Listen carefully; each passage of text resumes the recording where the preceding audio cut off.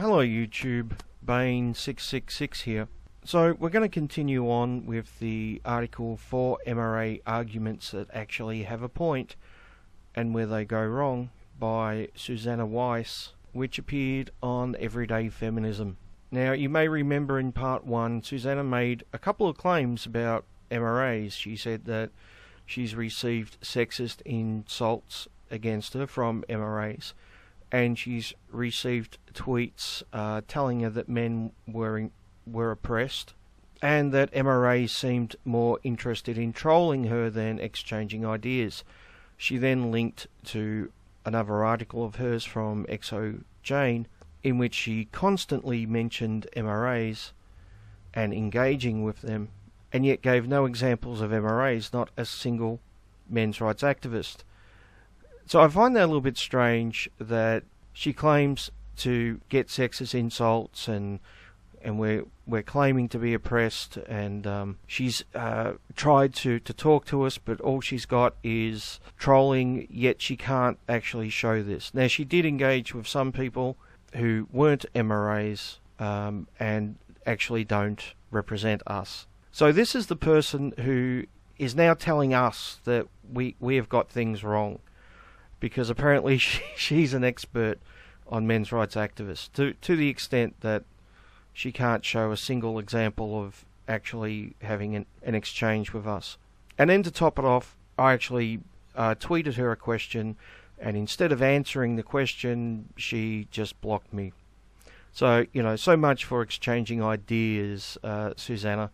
So let's continue on with the article from where we left off. We didn't get too far last time, and I want to get a lot more done this time, so let's get stuck into it. How could people who seemingly agree on so much become such adversaries? Well, how could feminists and MRAs become such adversaries?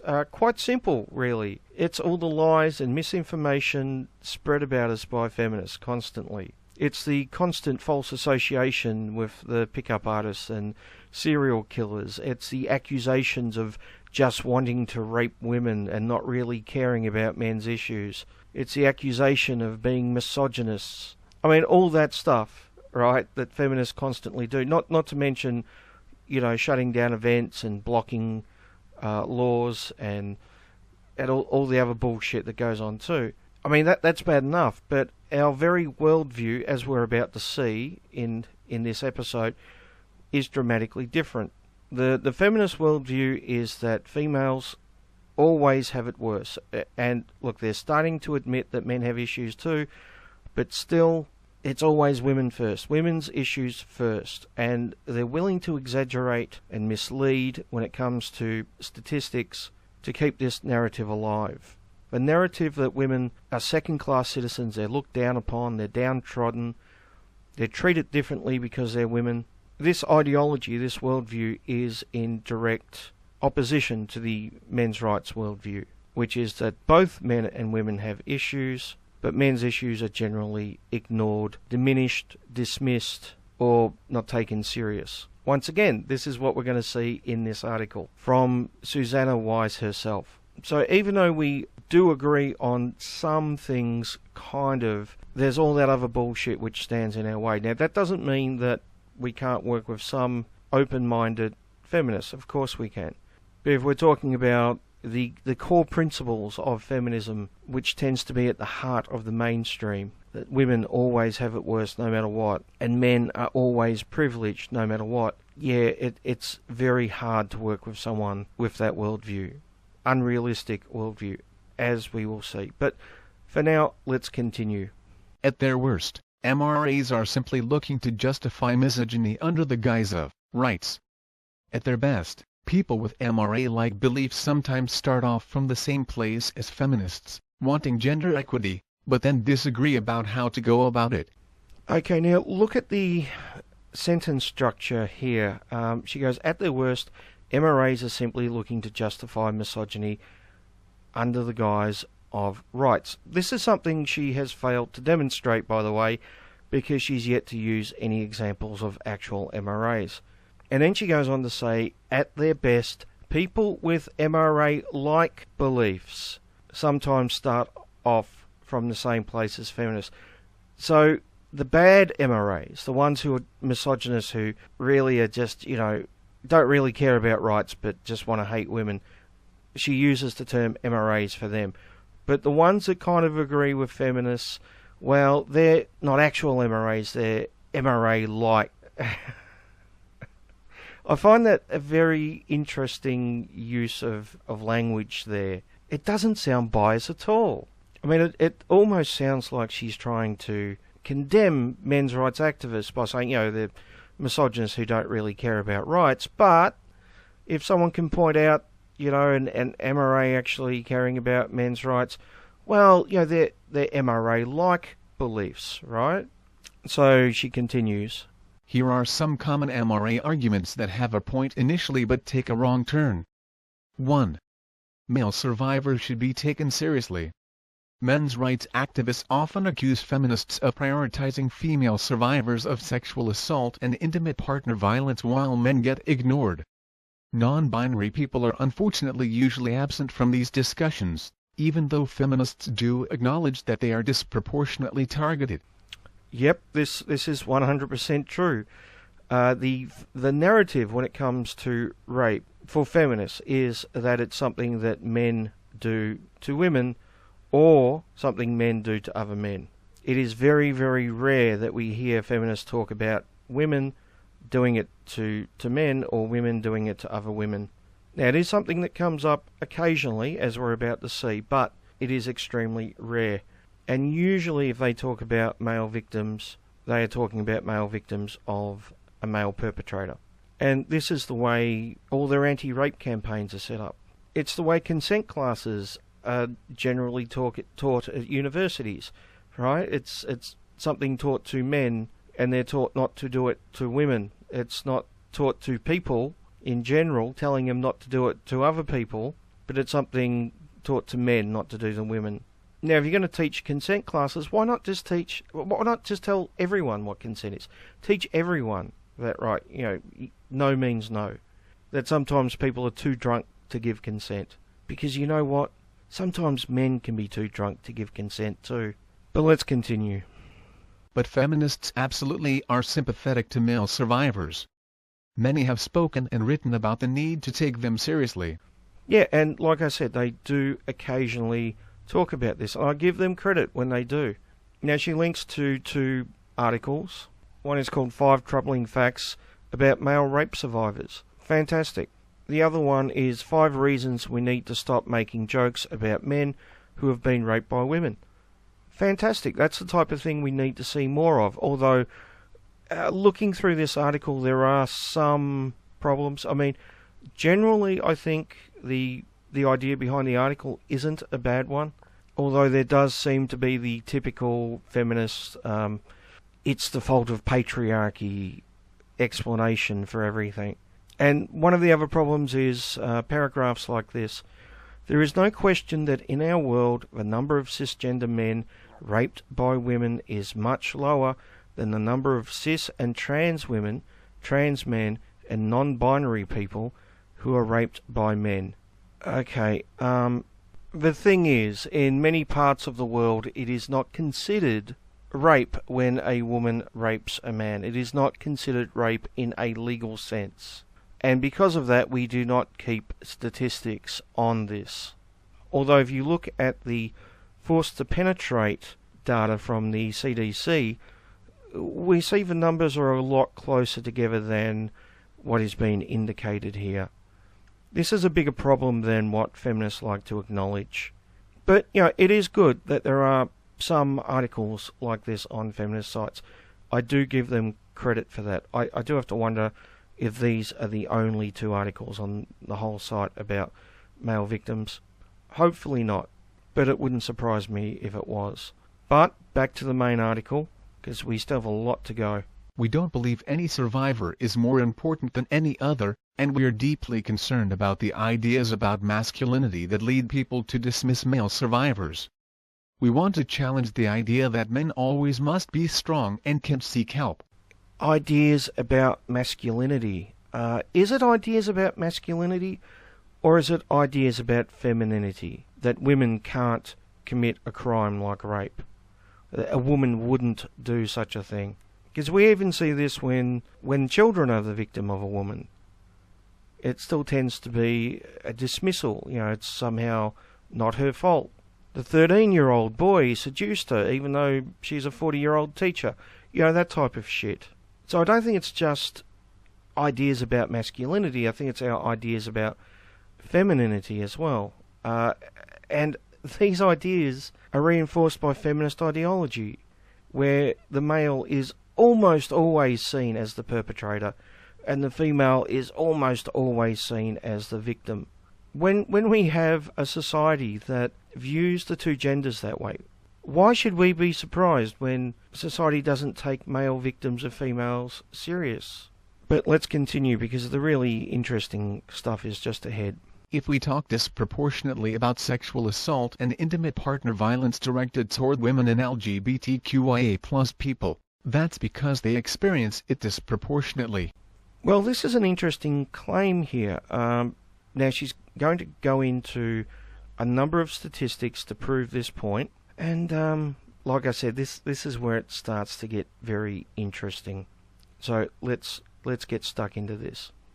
33% of women and 39.1% of transgender, genderqueer, questioning, or non-conforming people, compared to 8.6% of men, are sexually assaulted by their senior year of college. Okay, so this is an interesting stat, right? And there's a citation for it. And the citation comes from Westat report on the AAU Campus Climate Survey on Sexual Assault and Sexual Misconduct. Now, there's a number of things we should note about this survey.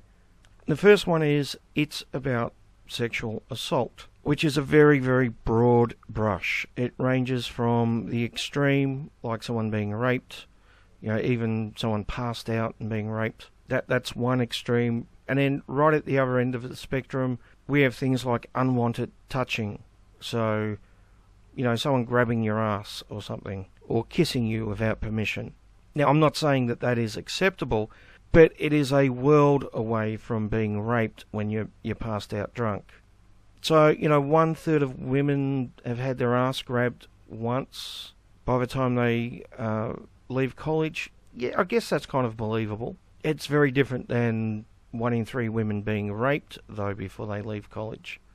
So the first problem is it's an extremely broad brush that we're painting with here when we talk about sexual assault. It ranges from minor things to the extreme. Another problem with the survey is that it only had less than a 20% response rate. And it was a voluntary survey, which means that the people taking the survey are probably more likely to be assault victims. So someone who isn't an assault victim is less likely to take the survey, in other words. Think of it this way. Let's say I held a voluntary survey to try to find out what percentage of the population had seen a UFO and believe in aliens. Well, people who believe in aliens and think they have seen flying saucers are more likely to be interested in taking part in the survey, whereas people who think it's all nonsense are less likely to be bothered or waste their time. Therefore, I'm more likely to get an inflated result when it comes to the percentage of people who believe in aliens and think they've seen a UFO. And that's the exact same problem with this survey. It's not a proper cross-section of the universities. It's not a random selection. It's a self-selected selection. And that gives us biased results in most cases. Now, I might find the questions for this particular survey and possibly do another video on those questions. That might be an interesting thing to look at those questions and see how fair they are. But in the meantime, I want to go back to the original article because I really want to get more of that article done this episode. 98% of sex trafficking victims are women and girls. Now, I agree that forced sexual exploitation is a big issue, as is forced labour exploitation, which we never seem to talk about. And if we compare the two, then forced sexual exploitation is 22%, whereas forced labour exploitation is 68%. This is essentially modern-day slavery, and it affects men and women at almost an equal rate. But for some reason we never talk about it unless it's forced slavery of a sexual kind. Now this next bit is very interesting because it's changed from a couple of days ago, and as far as I can see there's no note saying that there's been a correction. But it is very different than it was when I read this article 3 or 4 days ago for the first time. At the moment it says, of all the women murdered in 2012, half of them were killed by their partners or family members, but only 1 in 20 men were killed by partners or family members. Now, a couple of days ago what it actually said was, of all the people murdered in 2012, half of them were women killed by their partners or family members. So she was actually claiming that half the homicides in the world were female victims of domestic violence. And I remember this clearly because it was such an outrageous claim. I couldn't believe it when I read it.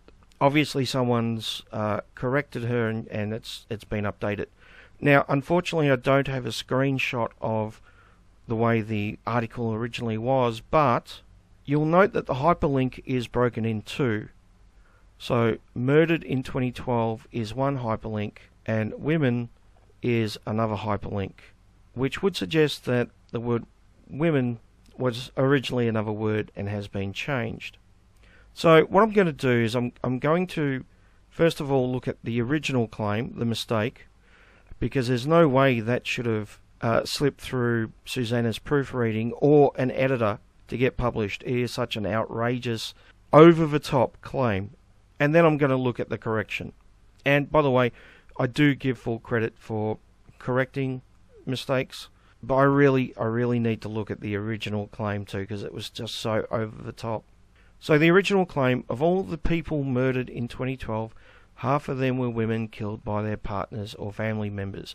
And the hyperlink takes us to UN Women, and we see where Susanna got the statistic from. Now, the reason why the original mistake stood out to me is because the vast majority of homicides in the world are men.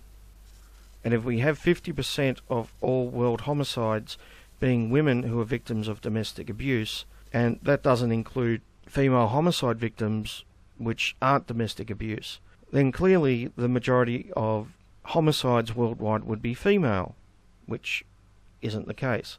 But if we take the original claim and compare it to the citation, if both statements were in fact correct, then the entire world's population would have to be women, and they'd have to be dead.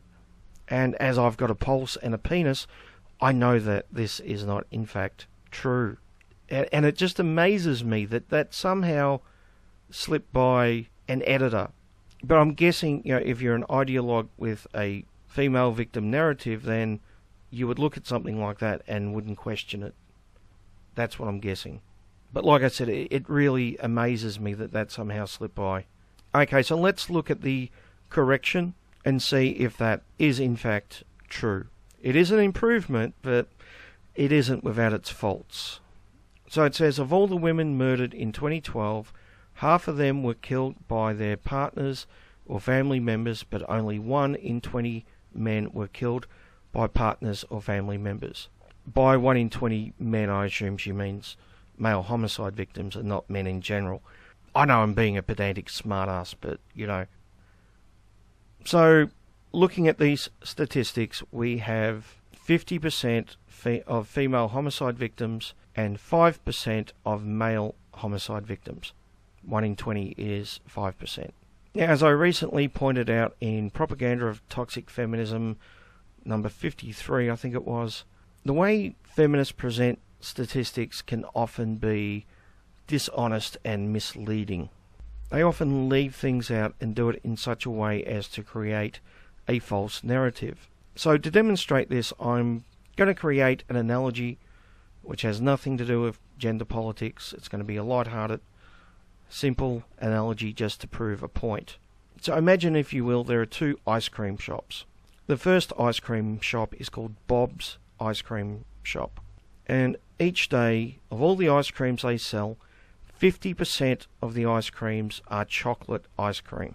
Now the second ice cream shop is called Jane's Ice Cream Shop. And out of all the ice creams Jane sells every day, 10% of them are chocolate. Now let me ask you a simple question. Which of the two shops sells more chocolate ice cream on average per day?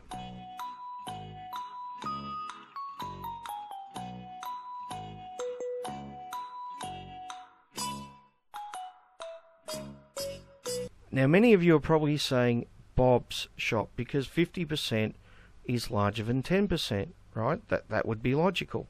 If you have in fact come to that conclusion, you may be very wrong, because we don't have enough information to determine which shop sells more ice cream, more chocolate ice cream, I mean. Now it is true, if both shops sell exactly the same number of ice creams per day, then Bob sells more chocolate ice cream than Jane. But we don't know the number of ice creams each shop sells. Only the percentage of the total number, but we don't know that total number. So let's add that to the equation. Now Bob's ice cream shop is in a bad neighbourhood and the ice cream is overpriced. Bob's a very bad businessman. And because of this he sells 10 ice creams a day. Now 50% of 10 is 5, so he sells 5 chocolate ice creams. Now Jane, on the other hand, is in a big mall, in a key spot with lots of foot traffic, and she has very, very cheap prices. So she sells 200 ice creams a day. Now 10% of 200 is 20. So even though Bob sells a larger percentage of chocolate ice cream, the actual numbers of ice cream sold say that Jane sells more. A larger percentage of a smaller number isn't always greater than a smaller percentage of a larger number, in other words. So how does this relate to homicide numbers and people dying from domestic violence? Well, as I stated earlier, males are much more likely to die of homicide than females. Now, the way feminists want you to view the figures is like this.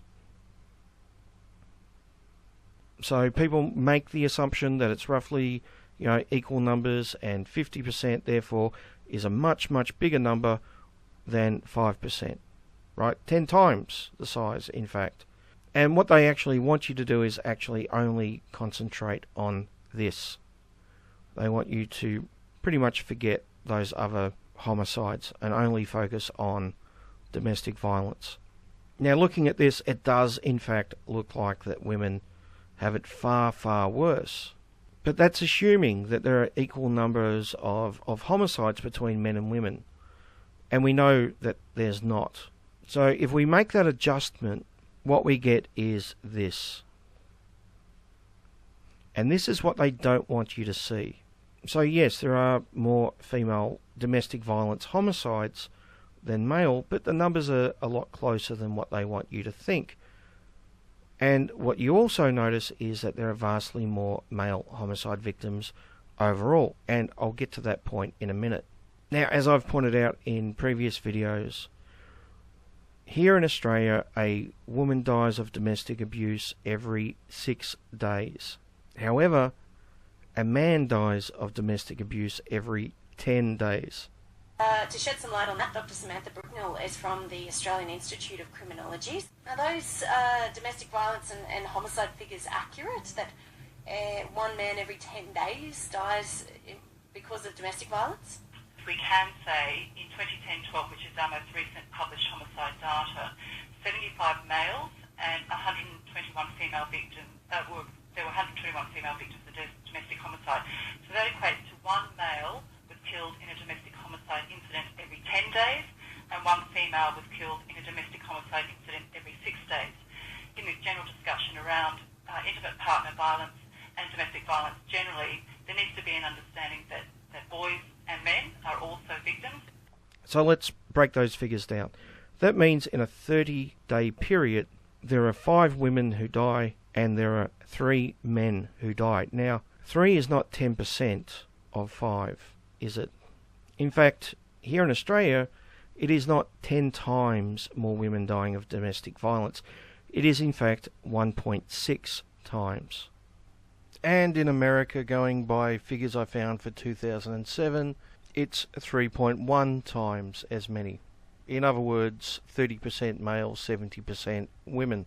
So the way these figures are presented is extremely dishonest. It's to create a narrative that something vastly disproportionately is happening to women and not to men. And then when they talk about male victims, they'll say, yeah, sure, yeah, it happens to men too, but not as often. So it's not really as big an issue. When in fact the numbers are a lot closer than what they want to admit, because that would destroy their narrative. Speaking of destroying their narrative, let's talk about the homicide rate and men. Now, the fact that more men die of homicide every year than women would suggest that it is in fact more dangerous to be a male than it is to be a female. Yet we are told that there is a war on women. Now, feminists have a response for this. And that response is, yes, but that's men doing it to other men. And yeah, for the most part, that is true. But I have to ask, does that really matter? I mean, if I walk out my front door and I'm shot, does it really make a difference if I've been shot by a man or a woman? Or if I'm stabbed or whatever? I'm dead, right? Either way. If I'm dead, I'm dead. It doesn't really matter if it's done by a man or a woman. The point is, it's still more dangerous to be a man than it is to be a woman. Yet we're told that, you know, being a woman is this exceptionally dangerous thing. Which brings me to my next point. The narrative, that's men doing it to other men, which is used by feminists all the time to dismiss male victims, actually destroys their core narrative. You see, they want you to believe that there is a societal hate towards women, that men look down upon women, that women are treated as lesser beings, as less human, as more disposable, as less valuable. But if that's the case, then why are men more likely to commit violence against other men? There's roughly an equal number of men and women in society. And if women really are looked down upon in that way, and seen as less valuable and less human and all the other shit that we hear, then why aren't they the main victims of violence? Why is it men who are the main victims? And like I said, the fact that they point out it's men doing it to other men actually destroys their narrative about females being seen as less human or less valuable. It actually shows the exact opposite.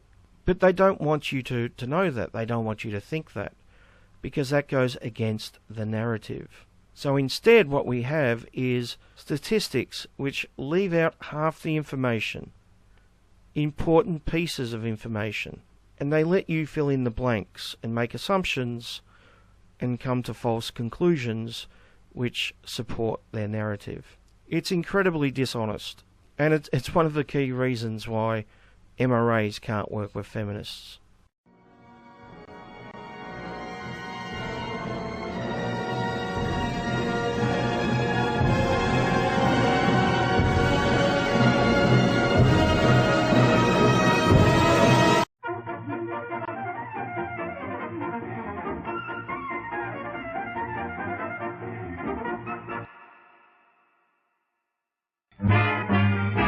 Feminazi stole my ice cream.